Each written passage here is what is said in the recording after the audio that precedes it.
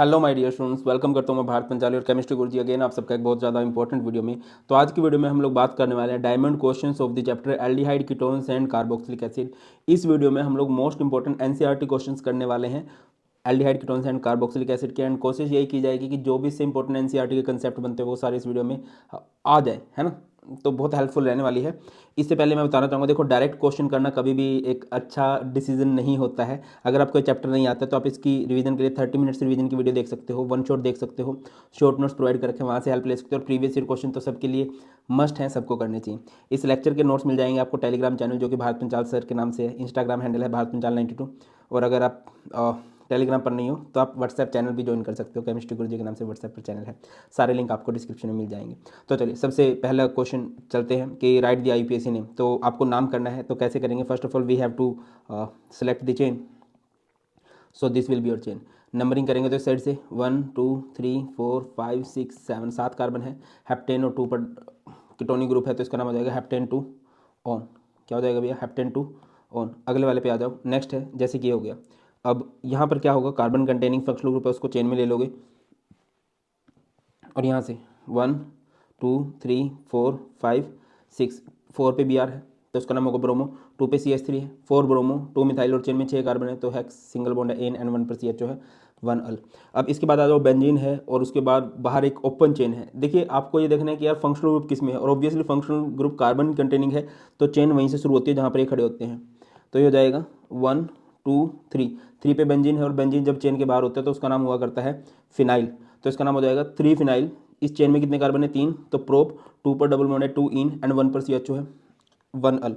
इसके बाद ये हमारे एक साइक्लिक स्ट्रक्चर है और सी एच ओ इस पर लगा हुआ है बट इसको आप चेन में इंक्लूड नहीं कर सकते। ऐसे केसेस में इसका नाम होगा 5 कार्बन का है ये, देखिए 1 2 3 4 5 साइक्लोपेंटेन एंड 1 पर सी एच ओ है 1 कार्बोल्डिहाइड। इधर आ जाओ तो नेक्स्ट हमारे पास ये चेन हो जाएगी।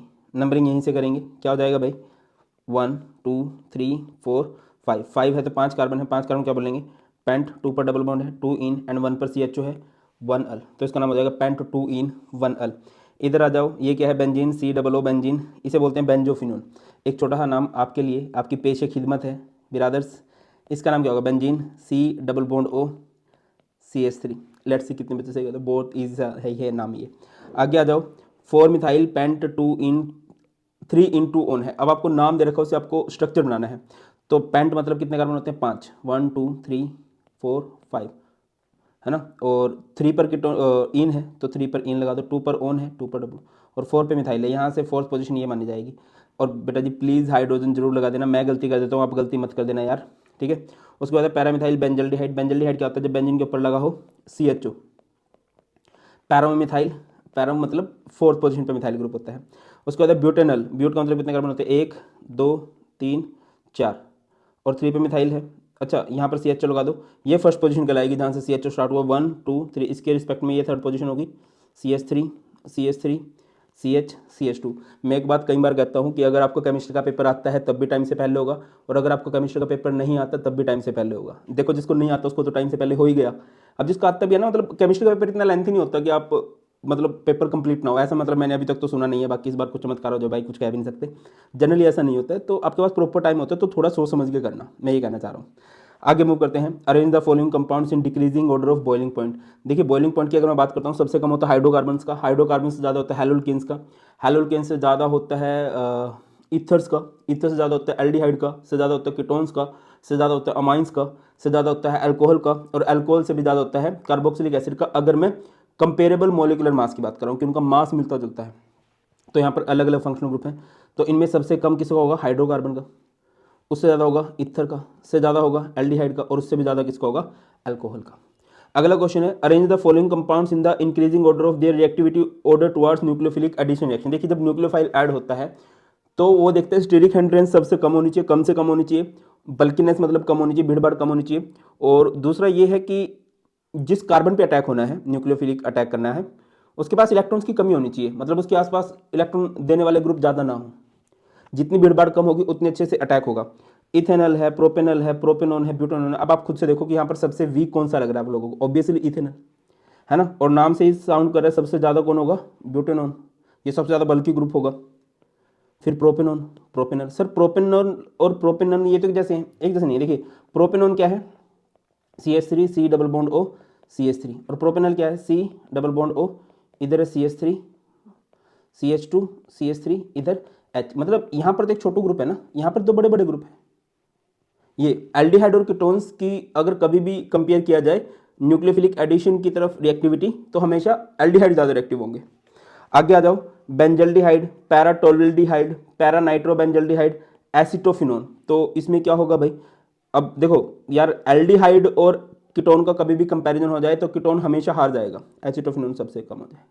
फिर पैरामिथाइल बेंजल्डिहाइड, पैराटोल्डिहाइड, मिथाइल बेंजल्डिहाइड, वैसे इसी को बोलेंगे पैरामिथाइल बेंजल्डिहाइड, इसी को टोल्डिहाइड बोला जाएगा। उसके बाद है बेंजल्डिहाइड, और सबसे फास्ट रिएक्ट करेगा नाइट्रोबेंजल्डिहाइड। सर देखो ये है बेंजीन, ये है CH3, ये है C double bond O H, ये है पैराटोल्डिहाइड। एक है benzaldehyde, benzene C double bond O H, एक है नाइट्रोबेंजल्डिहाइड। ये जो NO2 ग्रुप होते हैं ये रिएक्टिविटी बढ़ा देते हैं टुवर्ड्स, चाहे न्यूक्लियोफिलिक सब्स्टिट्यूशन हो चाहे न्यूक्लियोफिलिक एडिशन हो, है ना, क्योंकि इलेक्ट्रॉन्स की कमी कर देते हैं और ये इलेक्ट्रॉन बढ़ा देते हैं उस ग्रुप की तरफ। अल्काइल ग्रुप कम होने चाहिए, ठीक है। ये इलेक्ट्रॉन विड्रॉइंग ग्रुप होते हैं, रिएक्टिविटी बढ़ाते हैं, याद रखना, काम आएगी बात। उसके बाद कंप्लीट दी फॉलोइंग रिएक्शन है, एनहाइड्रस Cl है, तो ये फ्रीडलक्राफ्ट एसाइलेशन है, तो यहाँ पर ये ग्रुप अटैक करेगा, है ना, बेंजीन के ऊपर। ये बन जाएगा benzene C double bond C2H5, Hg2 positive H2SO4 है, अल्काइन की हाइड्रेशन की गई है। इस रिएक्शन में क्या किया जाएगा, जैसे ये है CH3 C triple bond CH, इसकी हाइड्रेशन करोगे आप लोग H2O, मार्कोनिकोफ रूल के अकॉर्डिंग होती है, तो क्या होगा, नथुलाल Y negative will goes to lower, तो इधर जाएगा OH और इधर जाएगा H, तो ये कुछ इस तरह से हो जाएगा CH3 C double bond CH2 OH, है ना। ये इनोल बन गया। इनोल में क्या हो जाता है, टोटोमराइजेशन हो जाती है। टोटोमराइजेशन में क्या होगा, डबल बॉन्ड इधर चला जाएगा, H इधर चला जाएगा, ये बन जाएगा CH3 C double bond O CH3, है ना, हाइड्रोजन इधर, सॉरी डबल बॉन्ड इधर और हाइड्रोजन उधर, तो एक कीटोन बन के आ जाएगा। तो अगर यहाँ पर इथाइन है तो एल्डिहाइड बनेगा, अदरवाइज हमेशा इधर आपको क्या देखने को मिलेगा, कीटोन देखने को मिलेगा। अगर आप एसिड कैटालाइज्ड हाइड्रेशन कर रहे हैं, यहाँ पर डाइल्यूट H2SO4 होता है, डाइल्यूट HgSO4 होता है। आगे है बेंजीन COCl है, PdSO4 है। इस रिएक्शन को बोलते हैं रोजरमंड रिडक्शन एसिड क्लोराइड में। ये PD मुझे याद है प्रंजल दीदी, प्रंजल दीदी हरियाणा में बहुत फेमस है, मेरा बालम ठानेदार चला हुआ जिप्सी, याद होगा ना। और एक पंजाबी गाना भी है, कोका देख के दिल मंगद है, ऐसे वाली। तो प्रंजल दीदी बड़ी सोनी, तो यहाँ पर रिडक्शन होगी। रिडक्शन कैसे होगी, इधर H इधर H, तोबा तोबा तोबा सर, सारा मूड खराब कर दिया इतना गंदा डांस देख के। ये हमारे पास क्या बन जाएगा, बेंजल्डिहाइड बन जाएगा भाई। आगे मूव करते हैं। नेक्स्ट है CrO2 Cl2 CH2 H3O positive है। ये क्रोमिल क्लोराइड जब आ जाता है तो ये समझिए इटार्ड रिएक्शन है। इटार्ड रिएक्शन में क्या होता है, तोतले बेंजल हो जाता है। तोतले बेंजल मतलब टोल्विन से आपका बेंजल्डिहाइड बन जाता है। टोल्विन से क्या बन जाता है मेरे भाई, बेंजल्डिहाइड बन जाता है ना। तो ये हो गया। इसके बाद आगे बढ़ो। नेक्स्ट है arrange the following in the increasing order of acidic strength ClFCH3। देखिए जितनी ज़्यादा इलेक्ट्रोनेगेटिविटी बढ़ती है उतना ही माइनस आई इफेक्ट बढ़ता है, उतनी ज़्यादा एसिडिक स्ट्रेंथ बढ़ती है। तो फ्लोरीन और क्लोरीन में से ज़्यादा इलेक्ट्रोनेगेटिविटी फ्लोरीन की है, बाकी ये तो मिथाइल ग्रुप है, electron donating group acidic strength घटाते हैं, तो इसकी एसिडिक स्ट्रेंथ सबसे कम होगी और इसकी सबसे ज़्यादा होगी। उसके बाद है Br और भाई ये है। तो याद रखिए जितना देखो ये मिथाइल ग्रुप है ना, ये सीधा मिथाइल ग्रुप है, यहाँ पर दो मिथाइल ग्रुप है, तो जितने ज़्यादा मिथाइल ग्रुप बढ़ेंगे एसिडिक स्ट्रेंथ घटेगी, तो इसकी एसिडिक स्ट्रेंथ सबसे कम है, फिर इससे थोड़ी ज़्यादा इसकी है। इन दोनों को अगर कंपेयर करें तो ये COH के बाद एक कार्बन है, उसके बाद एक कार्बन पे Br है, मतलब जितना डिस्टेंस बढ़ता है इलेक्ट्रॉन विड्रॉइंग ग्रुप का एसिडिक स्ट्रेंथ घट जाती है। तो इन दोनों में से ये बिल्कुल ग्रुप के पास है, ये ग्रुप से थोड़ा दूर है, तो ये ज़्यादा एसिडिक होगा, है ना, इसका डिस्टेंस ज़्यादा है तो ये थोड़ा सा दूर। Benzoic acid 4 nitro benzoic acid 3 4 dinitro benzoic acid 4 methoxy benzoic acid. जितने इलेक्ट्रॉन विड्रॉइंग ग्रुप बढ़ते हैं, याद रखिए as electron withdrawing group increases, जितने ज़्यादा बढ़ेंगे acidic strength increases. Acidic strength क्या हो जाएगी मेरे ब्रो, इंक्रीज हो जाएगी। तो यहाँ पर NO2 ग्रुप बढ़ रहे हैं तो एसिडिक स्ट्रेंथ भी बढ़ रही है। यहाँ पर ये इलेक्ट्रॉन डोनेटिंग ग्रुप होता है मिथोक्सी मिथाइल, ये एसिडिक स्ट्रेंथ को घटाते हैं, दैट्स वाई यहाँ पर एसिडिक स्ट्रेंथ जो है वो सबसे कम है। अगला है although phenoxide ion has more number of resonating structure than carboxylate ion, carboxylic acid is stronger acid than phenol, give 2 reasons. देखो यार ऐसा होता है, कैसा होता है, हाँ कि जितने ज़्यादा रेजोनेटिंग स्ट्रक्चर होते हैं माना जाता है कि वो कंपाउंड उतना ज़्यादा स्टेबल है। तो जब आप फिनोल के रेजोनेंस बनाते हो तो ऑब्वियसली बेंजीन वाला रेजोनेंस होता है, तो 5 रेजोनेटिंग स्ट्रक्चर बनते हैं।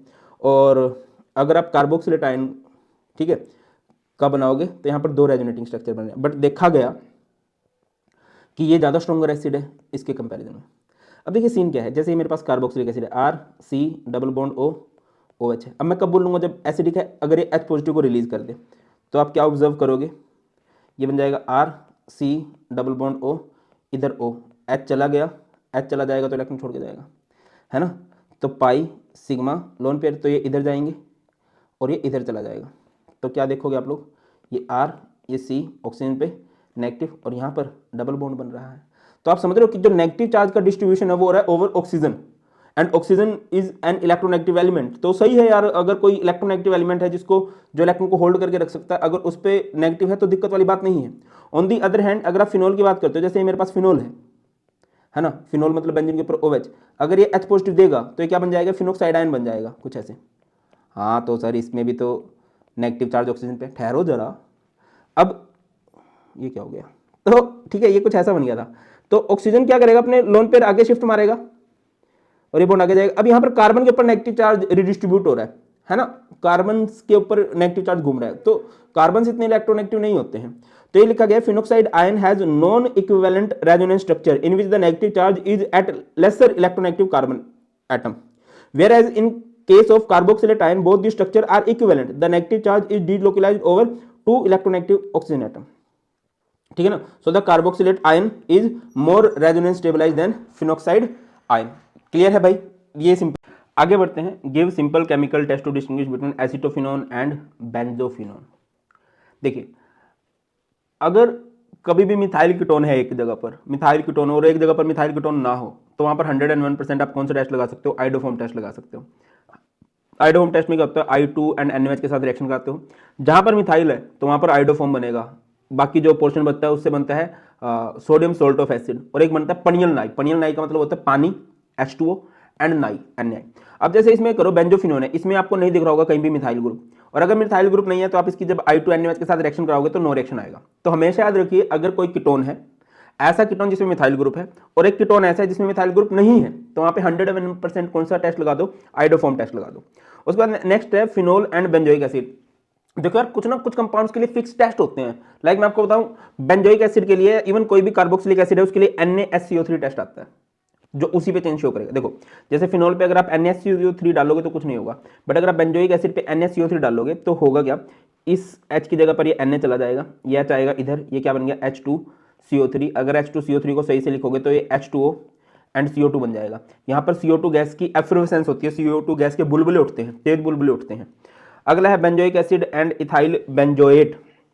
तो क्या होगा भाई, बेंजोइक एसिड आ गया, बेंजोइक एसिड आ गया तो NaCO3 लगाओगे, इधर भी NaCO3 लगाओगे, तो जब इधर बेंजोइक एसिड पे कार्बोक्सिलिक एसिड पे आप NaCO3 लगाओगे तो यहाँ पर H2O CO2 गैस के बुलबुले उठेंगे और यहाँ पर नहीं उठेंगे, ठीक है। अगला क्वेश्चन है, अच्छा ये एक ही क्वेश्चन था, तो यहाँ पर है give simple chemical test to distinguish between pentane 2 and pentane 3 अब जो पेंटेन 2 है उसमें एक तरफ मिथाइल ग्रुप है, कीटोनिक ग्रुप की एक साइड, और जो पेंटेन 3 है जैसे कीटोनिक ग्रुप है इसके दोनों तरफ क्या है, इथाइल ग्रुप है। तो जब आप इसकी रिएक्शन कराओगे आप किसके साथ करा सकते हो, I2 प्लस NaOH या 3NaOI के साथ भी करवा सकते हो। तो क्योंकि इसमें तो मिथाइल ग्रुप एक तरफ, कीटोन ग्रुप के जब एक तरफ मिथाइल ग्रुप हो तो आइडोफॉर्म बनता है, बाकी जो पोर्शन बचता है उससे सोडियम सोल्ट ऑफ एसिड बनता है और एक पनियल नाई, और यहाँ पर तो रिएक्शन होगी नहीं, नो रिएक्शन। नेक्स्ट है इथेनॉल एंड प्रोपेनॉल। अच्छा देखो एक तो मिथाइल कीटोन शो करता है भाई आइडोफॉर्म टेस्ट, वैसे तो आई होप आप सबने ऑर्गेनिक केमिस्ट्री के लिए मेरी वो सीरीज देख रखी होगी, कौन सी series, organic chemistry topic wise, जिसमें सारे नेम रिएक्शन एक जगह, सारे कन्वर्जन एक जगह, सारे टेस्ट एक जगह, तो बहुत हेल्पफुल है। मिथाइल कीटोन हो गया, इसके अलावा इथेनॉल, इसके अलावा इथेनॉल, इसके अलावा मिथाइल अल्कोहल, जैसे कुछ इस तरह के जो अल्कोहल होते हैं CH3 CHOH, ठीक है, जिसमें एक तरफ मिथाइल ग्रुप और एक तरफ कुछ भी हो, एक तरफ मिथाइल ग्रुप होना चाहिए, ऐसे अल्कोहल जो होते हैं ये सारे के सारे आइडोफॉर्म टेस्ट देते हैं, ठीक है। अब जैसे इथेनॉल एंड प्रोपेनॉल है, तो अब ये दोनों एल्डिहाइड और दोनों एलिफैटिक एल्डिहाइड है, तो देखो एल्डिहाइड के लिए एक बहुत बढ़िया टेस्ट जो होता है वो होता है टोलेंस रिएजेंट टेस्ट, जिसमें इसको क्या करते हैं, अमोनियम सिल्वर नाइट्रेट के साथ ट्रीट करते हैं और एक सिल्वर मिरर बन जाता है। इसके अलावा क्या होता है भाई, फैलिंग सॉल्यूशन टेस्ट होता है। फैलिंग सॉल्यूशन में कॉपर ऑक्साइड के साथ, कॉपर के सोल्ट के साथ सोडियम टार्ट्रेट, पोटेशियम टार्ट्रेट के साथ ट्रीट करते हैं, सिर्फ ये लिख देना फैलिंग सॉल्यूशन। तो वहाँ पर रेडिश ब्राउन प्रेसिपिटेट बनाता है एलिफैटिक एल्डिहाइड। बट ये दोनों ही एल्डिहाइड है और दोनों ही एलिफैटिक एल्डिहाइड है। तो फिर क्या करें, तो यहाँ पर आइडोफॉर्म टेस्ट लगाओ, क्योंकि मैंने लिखा है ना इथेनॉल पे तो ये शो करता है, तो इसकी रिएक्शन कराओगे 3NaOH के साथ, तो क्या होगा, एक तो आइडोफॉर्म बनेगा HCNN। देखिए एक कार्बन से क्या बन गया आइडोफॉर्म, बाकी बचे हुए पोर्शन से सोल्ट ऑफ एसिड, दो ही तो कार्बन थे, एक से आइडोफॉर्म बन गया, एक से सोल्ट ऑफ एसिड NaOH। और प्रोपेनल को जब ट्रीट करोगे तो कुछ भी रिएक्शन नहीं होगी। इसके बाद है प्रोपेनल एंड प्रोपेनॉन। तो प्रोपेनॉन में मिथाइल कीटोन है और प्रोपेनल एल्डिहाइड में सिर्फ इथेनॉल है जो आइडोफॉर्म टेस्ट देता है, तो ये तो नहीं देता। जब आप इसकी रिएक्शन 3NaOH के साथ कराओगे नो रिएक्शन, और जब इसकी कराओगे 3NaOH के साथ, तो क्योंकि ये तो मिथाइल कीटोन है तो ये शो करेगा CHI3 येलो कलर का सॉलिड होता है, क्रिस्टलाइन पाउडर सा होता है। उसके बाद टॉलेंस टेस्ट हो सकता है जो कि एल्डिहाइड के लिए स्पेसिफिकली। तो एल्डिहाइड क्या करते हैं टॉलेंस टेस्ट में सिल्वर मिरर देते हैं, ये नहीं देते। क्लियर। आगे मूव करते हैं, describe the following. Acetylation, acetylation is the process of introducing N RCO group in a compound that contain a replaceable hydrogen. तो CH3CO ग्रुप को लगा दो जहाँ से भी हाइड्रोजन हट सकता है, जैसे बेंजीन की रिएक्शन कराई है ना, तो यहाँ पर COCH3 लग गया। इस सॉरी यार, मेरे घर वाले कुछ ना कुछ जरूर करते हैं, समझो है ना, कि सर भी एक इंसान है, घर में रहते हैं तो हो जाती हैं ऐसी ऐसी चीज़ें। ठीक है, जैसे ये हमारे पास क्या है, एक अल्कोहल है, तो इधर से भी H हट सकता है, HCl ये बन जाएगा, ये एस्टर होता है। इसमें ऑक्सीजन वाले ग्रुप का नाम पहले होता है, इसे बोलते हैं इथाइल और इसको बोलते हैं इथेनॉइड। इसके बाद एक कैनी-ज़ाइरो रिएक्शन होती है। कैनी-ज़ाइरो रिएक्शन ऐसे एल्डिहाइड पे लगती है which have no alpha hydrogen, और इसमें कंसनट्रेटेड NaOH के साथ रिएक्शन कराते हैं। एक इसी जैसी रिएक्शन होती है, करवा देता हूँ, ठीक है, एल्डोल कंडेंसेशन। ये जैसे नहीं होती, मतलब इससे अलग होती है। उसमें क्या होता है कि अल्फा हाइड्रोजन होने चाहिए, मस्ट हैव अल्फा हाइड्रोजन, ऐसे एल्डिहाइड या कीटोन पे लगती है। दूसरी बात ये होती है, ये डाइल्यूट NaOH की प्रेजेंस में होती है रिएक्शन, ठीक है। जैसे कि ये मेरे पास है CH3 C double bond OH, ये एक एल्डिहाइड है, CH3 C double bond OH, और इसकी रिएक्शन जब आप डाइल्यूट NaOH के साथ कराओगे, कंडेंसेशन का मतलब होता है निचोड़ देना, तो क्या हो जाएगा, इधर से O चला जाता है और इधर से 2H, तो ये क्या बन जाता है CH3 CH double bond CH double bond C,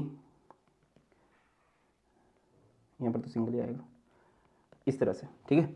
यहाँ से क्या हो गया है, यहाँ से आपका H2 बाहर निकल गया, ये डबल बॉन्ड CH, ठीक है। इसके बाद कैनी-ज़ाइरो रिएक्शन है, that aldehyde and ketone which doesn't have an alpha hydrogen such carbonyl compound in the presence of concentrated NaOH and heat undergo disproportionation reaction to produce corresponding carboxylate and alcohol. ये जैसे benzaldehyde है या formaldehyde भी हो सकता था, ठीक है ना, तो इस पर अल्फा हाइड्रोजन नहीं है। इसकी रिएक्शन जब आप कंसंट्रेटेड NaOH के साथ कराओगे तो ये दो बेंजीन अलग अलग, दो कार्बन अलग अलग, फिर दोनों हाइड्रोजन एक के पास आएंगे, दोनों ऑक्सीजन दूसरे के पास आएंगे, और NaOH में से क्या होगा, जिसके पास दो हाइड्रोजन गए ना उसके पास ऑक्सीजन भेज दो, और जिसके पास दो ऑक्सीजन गए हैं उसके पास Na भेज दो, ठीक है। डिस्प्रपोर्शनेशन हुई है इसमें।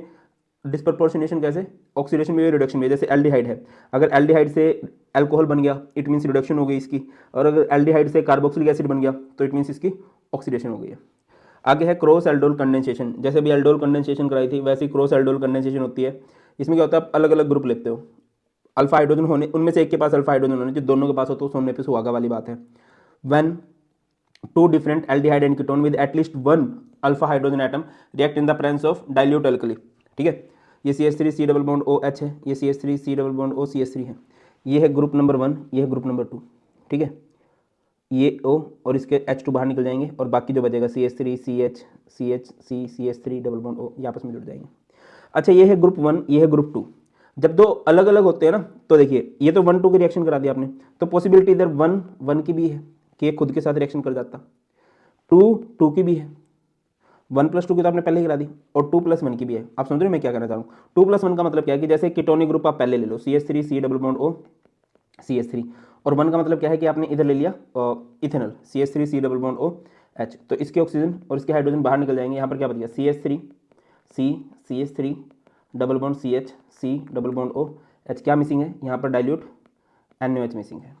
इसके बाद है decarboxylation reaction. Decarboxylation क्या होता है, carboxylic acid lose carbon dioxide to form hydrocarbon when their sodium salt are heated with soda lime, है ना। ये हमारे पास सोडियम सॉल्ट ऑफ एसिड है, इसकी रिएक्शन सोडा लाइम के साथ करो। सोडा लाइम क्या होता है, caustic soda plus quick lime, caustic soda is NaOH, quick lime is CaO, तो ये पोर्शन यहाँ से बाहर निकल जाएगा, क्या बन जाएगा Na2CO3, और यहाँ पर हमारे पास एक हाइड्रोकार्बन बन जाएगा। इसके अलावा बेटा जी दो रिएक्शन और हैं, एक होती है क्लेमेंशन रिडक्शन। क्या होती है भाई, क्लेमेंशन रिडक्शन, और एक होती है वुल्फ किस्नर रिडक्शन, बिल्कुल डिट्टो सेम है, वुल्फ किस्नर रिडक्शन। इन रिएक्शन में आप एल्डिहाइड लेते हो या फिर कीटोन लेते हो, और एल्डिहाइड या कीटोन से आपका क्या बन जाता है, हाइड्रोकार्बन बन जाता है। सेम यहाँ पर एल्डिहाइड लेते हो, कीटोन लेते हो, और इससे आपका क्या बन जाता है, हाइड्रोकार्बन बन जाता है। तो सर अलग क्या है, अलग है क्लेमेंशन में आप लोग क्या लेते हो, अमलगेटेड जिंक विद HCl, और इधर क्या लेते हो, हाइड्राजिन NH2 इन बेसिक मीडियम, और यहाँ पर इथाइलिन ग्लाइकोल, याद रखिएगा। वैसे इस चैप्टर में कई सारे नेम रिएक्शन मैं आपको रिकमेंड करूंगा कि आपको सारी करनी चाहिए, लाइक स्टीफन्स रिडक्शन हो गई, रिटार्ड रिएक्शन हो गई, कई सारी हैं, देखनी चाहिए। चलो, राइट द मेन प्रोडक्ट। देखिए अगर कभी भी आपके पास अल्काइल बेंजीन हो और उसकी रिएक्शन KMnO4 KOH के साथ हो जाए, ठीक है, तो क्या बन जाता है, बेंजीन COOK, और अगर मैं इसकी H3O पॉजिटिव के साथ भी रिएक्शन करा दूंगा तो ये K भी हट जाएगा, ये क्या बन जाएगा, बेंजीन COOH। कोई भी अल्काइल बेंजीन है उसकी रिएक्शन KMnO4 KOH के साथ करा के H3O पॉजिटिव के साथ अगर उसकी रिएक्शन करा दी तो वो बेंजीन का कार्बोक्सिलिक एसिड बन जाएगा। ये बेंजीन COOH है, SOCl2 के साथ कराई तो ये OH हट जाएंगे और इधर Cl लग जाएंगे, ठीक है। उसके बाद है ये बेंजल्डिहाइड है और अमोनिया का कोई डेरिवेटिव है, इसे हाइड्राजिन बोलते हैं। तो यहाँ पर ये क्या हो जाएगा, ये H2 बाहर निकल जाएगा और बाकी बचेगा benzene CH double bond N C double bond O NH NH2, anhydrous Cl3 है, ये बेंजोलेशन है तो इसका Cl हट जाता है और बेंजीन CO बेंजीन में जाता है, CO बेंजीन के साथ जुड़ जाता है। AgNH3 ट्वाइस पॉजिटिव, इसे बोलते हैं टोलेंस रिएजेंट। तो टोलेंस रिएजेंट क्या करता है, इस एल्डिहाइड की ऑक्सीडेशन करता है ना, COO नेगेटिव, और यहाँ पर Ag बन जाता है, और ये जो Ag होता है ये सिल्वर मिरर बनाता है। क्लियर है। Complete each synthesis by giving missing starting material reagent और प्रोडक्ट। तो क्या है इसमें, benzene C double bond OH COOH NaCN HCl के साथ जब आप इसकी रिएक्शन कराओगे तो क्या हो जाएगा, एक्चुअल में रिएक्शन NaCN HCl का मतलब होता है HCN के साथ। तो ये क्या करता है, carbon goes to carbon, carbon के पास ये CN वाला ग्रुप जाता है और O के साथ H वाला ग्रुप लगता है, साइनोहाइड्रिन बोलते हैं इसको, ठीक है। उसके बाद ये है बेंजल्डिहाइड, जिसके पास अल्फा हाइड्रोजन नहीं है, इसके पास अल्फा हाइड्रोजन है। ये हमारे पास रिएक्शन है cross aldol condensation. Cross aldol में क्या होगा, इसका कंडेंसेशन का मतलब होता है निचोड़ देना, एक छोटा सा ग्रुप निकाल देना, तो इधर से O और इधर से H2 बाहर निकल जाएंगे, ठीक है। NaBH4 H पॉजिटिव है, ये बेटा जी एक रिड्यूसिंग एजेंट है, और NaBH4 स्पेसिफिकली एस्टर की रिडक्शन नहीं कर सकता है, एल्डिहाइड की कीटोन्स की रिडक्शन कर सकता है। तो इसकी जब रिडक्शन हो जाएगी तो ये हमारा अल्कोहल में कन्वर्ट हो जाएगा। CrO3 भी एक अच्छा ऑक्सीडाइजिंग एजेंट है, सेकेंडरी अल्कोहल को कीटोन में कन्वर्ट कर देगा। BH3 THF H2O2 hydrogen peroxide, यहाँ पर क्या होगा भाई, एंटी मार्कोनिकोव रूल के अकॉर्डिंग हाइड्रेशन होगी, और एंटी मार्कोनिकोव रूल के अकॉर्डिंग होगी तो जो डबल बॉन्ड में जिसके पास ज़्यादा हाइड्रोजन है उधर OH लगेगा। PCC ये क्या करता है, ऑक्सीडेशन करता है, और एक माइल्ड ऑक्सीडाइजिंग एजेंट है, प्राइमरी अल्कोहल से क्या बन जाएगा, एल्डिहाइड बन जाएगा। आगे मूव करते हैं, arrange the following in decreasing order of there of acidic strength, give explanation. अब इनमें से सबसे कम एसिडिक स्ट्रेंथ किसकी होगी। अब देखो यहाँ पर सब में COOH तो है, अब ग्रुप की बात करो बेंजीन FNO2, देखो इनमें से अगर मैं सबसे ज़्यादा करता हूँ तो NO2 की सबसे ज़्यादा होती है इलेक्ट्रॉन को विड्रॉ करने की पावर, इन स्पेसिफिक में से बेंजीन की कम होती है, तो ये ऑर्डर रहेगा। An electron withdrawing group increase the acidic strength of acid by withdrawing electron and making the release of proton easier, -I effect of NO2 is greater than F and benzene group. Identify the compound ABC in the following, CH3Br है, उसकी reaction Mg के साथ कराई तो ये क्या बन जाएगा, CH3 MgBr, है ना। फिर उसकी रिएक्शन CO2 के साथ कराई, CO2 के साथ कार्बोक्सिलिक एसिड बनता है CH3 COOH, है ना। उसके बाद क्या कराया गया भाई, इसकी रिएक्शन कराई गई है CH3OH के साथ इन the presence of H positive, तो यहाँ पर क्या होगी, एस्ट्रिफिकेशन, है ना, इसका H और इसका OH चला जाएगा तो क्या बन जाएगा, CH3CO CH3CO इस तरह से रिएक्शन होगी। आगे मूव करते हैं, नेक्स्ट CH3CO CH3 है, CH3 MgBr H2 positive H2O के साथ रिएक्शन है इसकी, तो इधर क्या होगा, ग्रिग्नार्ड रिएजेंट है, कीटोन है तो यहाँ पर क्या बनेगा, एक टर्सरी अल्कोहल बनेगा, है ना। इधर जाएगा CH3 ग्रुप और इस O के साथ लगेगा बेटा जी H, ये कुछ ऐसे है ना, CH3 C double bond O CH3। इसकी रिएक्शन आप लोगों ने कराई है CH3 MgBr H3O पॉजिटिव होना चाहिए, कार्बन गोज टू कार्बन, इधर कार्बन जाएगा ऑक्सीजन के साथ H, तो CH3 C CH3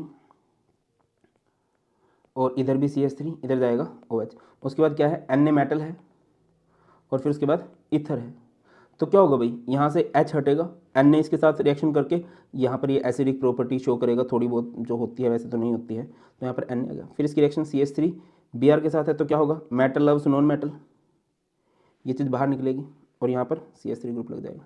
देखो यहाँ पर सबसे पहले ग्रिग्नार्ड रिएजेंट बना, फिर उससे टर्सरी अल्कोहल, अन्य मेटल ने इस H को हटाया, फिर CH3Br के साथ जब आपने इसकी रिएक्शन कराई है तो यहाँ पर स्पेसिफिकली कौन सी रिएक्शन हुई है, विलियमसन सिंथेसिस हुई है ना। यहाँ पर एल्काइल हैलाइड प्राइमरी है तो ये Na और ये Br बाहर निकल गए तो ये बन गया, ठीक है, ईथर बन गया, ये होना था। And that's all.